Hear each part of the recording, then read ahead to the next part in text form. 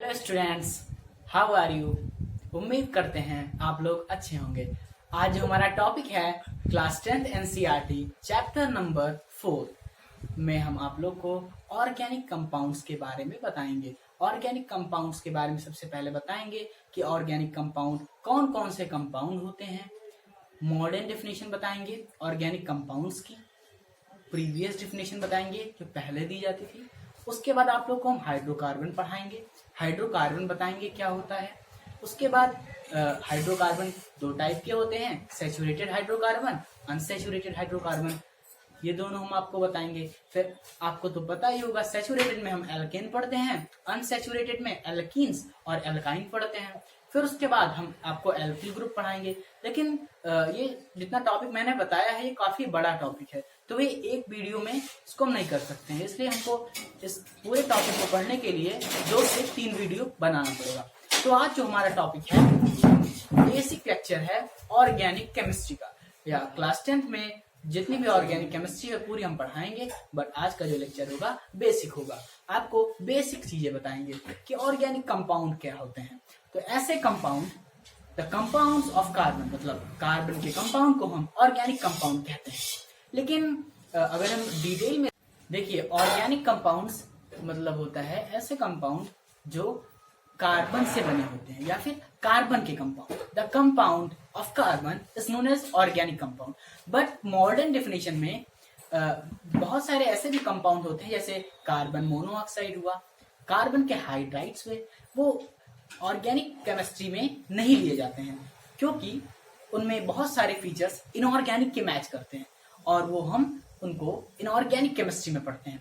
इसलिए हम अगर ये डेफिनेशन कहते हैं कि all compound of carbon is to be studied in organic chemistry, it is not true definition. So we have to study a true definition. So the modern definition of organic chemistry or organic compound, the compound which is made up of hydrogen and carbon, that's are called hydrocarbon.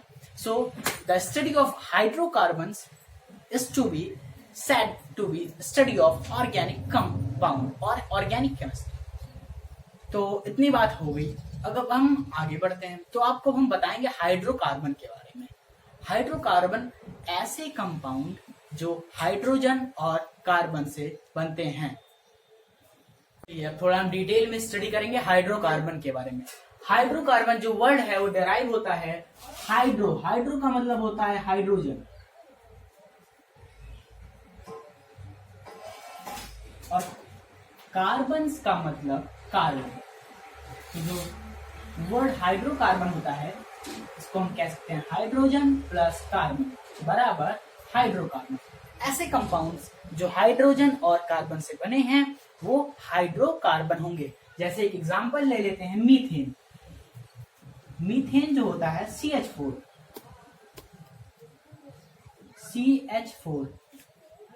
जो methane होता है वो carbon से बना होता है और hydrogen से बना होता है, तो वो एक हाइड्रोकार्बन है। तो आप लोग को इतना तो पता ही चल गया होगा कि अब हम लोग आगे क्या पढ़ने वाले हैं, हाइड्रोकार्बन के टाइप्स। तो हाइड्रोकार्बन के 2 टाइप्स होते हैं। चलिए अब हम पढ़ेंगे हाइड्रोकार्बन के टाइप्स को। तो जो हाइड्रोकार्बन होते हैं 2 टाइप्स के होते हैं। तो जो पहला टाइप होता है सैचुरेटेड हाइड्रोकार्बन। Saturated hydrocarbons. और जो दूसरा टाइप होता है अनसैचुरेटेड हाइड्रोकार्बन्स।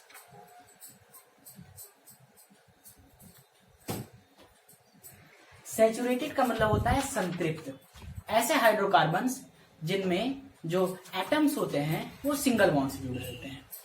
और जो अनसैचुरेटेड हाइड्रोकार्बन होते हैं उनका मतलब होता है असंतृप्त हाइड्रोकार्बन, जिसमें जो कार्बन एटम्स या फिर हाइड्रोजन एटम्स या फिर अन्य एटम, लेकिन हम यहाँ पे हाइड्रोकार्बन्स पढ़ रहे हैं, तो हाइड्रोजन और कार्बन जो जुड़े होते हैं वो डबल बॉन्ड या फिर ट्रिपल बॉन्ड से जुड़े होते हैं, वो असंतृप्त होते हैं।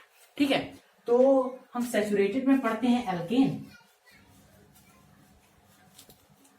और अनसैचुरेटेड में एल्कीन और एल्काइन पढ़ते हैं, एल्कीन एंड एल्काइन। तो हम लोग को डिटेल में स्टडी करना है एल्केन के बारे में, तो हम अब एल्केन के बारे में पढ़ेंगे। चलिए अब हम इस वीडियो के लास्ट टॉपिक पे बात करते हैं, सैचुरेटेड हाइड्रोकार्बन में, जिनमें हम एल्केन पढ़ेंगे। तो एल्केन कोई भी ऑर्गेनिक कंपाउंड है, अगर उसके सफिक्स में एन आता है, मान लीजिए मीथेन है तो उसके सफिक्स में आ रहा है एन, मतलब वो एल्केन है।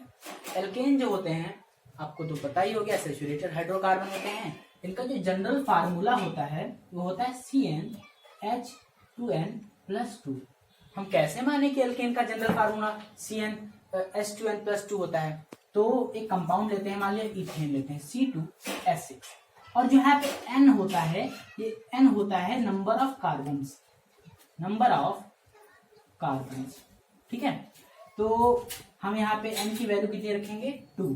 तो C2H2 इंटू 2 प्लस 2, तो C2H2 इंटू 2 4 हो गया, प्लस 2 तो कितना आ गया? C2H6।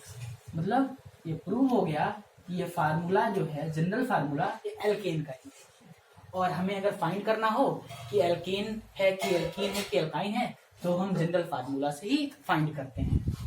ओके, तो एल्केन के बारे में तो लगभग बातें हो चुकी हैं, और एल्केन में आप लोग को हम कुछ बेसिक चीजें थोड़ा बता दे रहे हैं। जैसे वो एल्केन की नहीं, ऑर्गेनिक केमिस्ट्री की बेसिक चीजें हैं, बट उसको हम एल्केन में भी कभी कभी पढ़ते हैं, कभी कभी पहले बेसिक लेक्चर में पढ़ते हैं। तो आज बेसिक लेक्चर ही है, तो उसमें हम आपको बता दे रहे हैं। अगर एक कार्बन का कंपाउंड है तो उसको हम लिखते हैं मेथ, अगर 2 कार्बन है तो उसको हम लिखते हैं एथ, अगर 3 कार्बन है तो उसको हम लिखते हैं प्रॉप, अगर 4 कार्बन है तो उसको हम लिखते हैं बीट, अगर 5 कार्बन है तो उसको हम लिखते हैं पेंट, अगर 6 कार्बन है तो उसको लिखते हैं हेक्स, अगर 7 कार्बन है तो उसको लिखते हैं हेप्ट, और अगर 8 कार्बन है तो उसको हम लिखते हैं ऑक्ट। ठीक है, ये जनरल बातें होती हैं। और अगर एल्केन है तो हमने आपको बताया है कि एल्केन में जो सफिक्स होता है एन होता है। अगर मान लीजिए एक कार्बन का एल्केन है तो मेथ तो कार्बन की वजह से आएगा, और वो है क्या? एल्केन, तो उसमें हम सफिक्स में ऐड कर देंगे। तो आज की बात यहीं तक, बाकी की बात करेंगे नेक्स्ट वीडियो में।